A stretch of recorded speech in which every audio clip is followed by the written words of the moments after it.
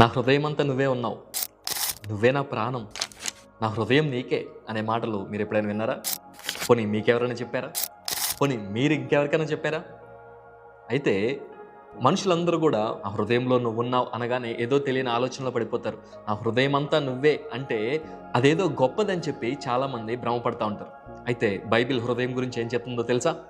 ఇర్మియా గ్రంథం 17వ అధ్యాయం 9వ వచనం, హృదయము అన్నిటికంటే మోసకరమైనది, అది ఘోరమైన వ్యాధి కలది, దాన్ని గ్రహింపగలవాడెవడు.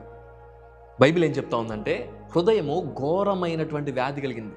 మనం అనుకుంటా ఉంటాం అది చాలా మంచిదేమో, హృదయంలో స్థానం ఉంటే ఆ హృదయం చాలా మంచిదేమో అని చెప్పి అనుకుంటా ఉంటాం. కానీ బైబిల్ చెప్తా ఉంది హృదయం గురించి, హృదయము ఘోరమైన వ్యాధి కలిగింది.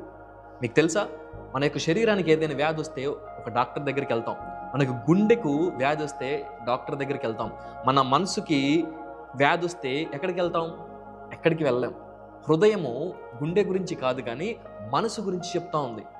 హృదయం అనేటువంటి ఈ యొక్క మనసులో అనేక రకాల వ్యాధులు ఉన్నాయి. దాంట్లో కోపం ఉంది, ద్వేషం ఉంది, పగ ఉంది, ఇంకా రకరకాలైనటువంటి చెడ్డ విషయాలన్నీ కూడా హృదయంలో ఉన్నాయి. హృదయము ఘోరమైన వ్యాధి కలిగింది, దాన్ని ఎవరు గ్రహించలేరు. కానీ హృదయాన్ని గ్రహించగలిగినటువంటి దేవుడు మన దేవుడు, హృదయ అంతరంగంలో ఎరిగినటువంటి దేవుడు మన దేవుడు. మన దేవుని దగ్గర ఏది మనం దాచలేం. మనుషుల దగ్గర మనం దాచగలం కానీ దేవుని దగ్గర ఏది దాచలేం. అందుకనే దేవుడు చెప్తా ఉన్నాడు, నీ యొక్క హృదయంలో ఉన్నటువంటి అంతరంగంలో ఉన్నటువంటి వాటన్నిటిని కూడా తీసివేసి నీకు నేను నూతన హృదయాన్ని ఇవ్వగలను. మనం ఎప్పుడైతే దేవుని దగ్గరకు వస్తామో, దేవా నీవు నాకు ఒక మంచి హృదయాన్ని ఇవ్వయ్యా అంటే దేవుడు మనకి మంచి హృదయాన్ని ఇవ్వగలడు. ఆ హృదయంతో మనం మంచి ఆలోచనలు చేయగలం, మంచి తలంపులు తలంచగలం, మన యొక్క జీవితాన్ని కట్టుకోగలం. కాబట్టి దేవుని దగ్గర నూతన హృదయాన్ని ఇవ్వాలి, నూతన ఆలోచనలు మాకు ఇవ్వాలి తండ్రి అని చెప్పి మనం దేవుని దగ్గర అడగాలి.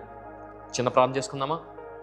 మా తండ్రి నీ యొక్క వాక్యం సెలవిస్తూ ఉంది హృదయము ఘోరమైనటువంటి వ్యాధి కలిగినది అని చెప్పి. అవును తండ్రి, మా యొక్క హృదయంలో అనేకమైనటువంటి దురలవాట్లు ఉన్నాయి, మా హృదయంలో అనేకమైనటువంటి చెడ్డ తలంపులు ఉన్నాయి తండ్రి. వాటన్నిటిని తీసివేసి అయ్యా నీవే మాకు నూతనమైనటువంటి హృదయం దయచేయమని యేసయ్య అతి పరిశుద్ధమైన నామములో అడిగి వేడుకుంటున్నాము పరమ తండ్రి. ఆమెన్.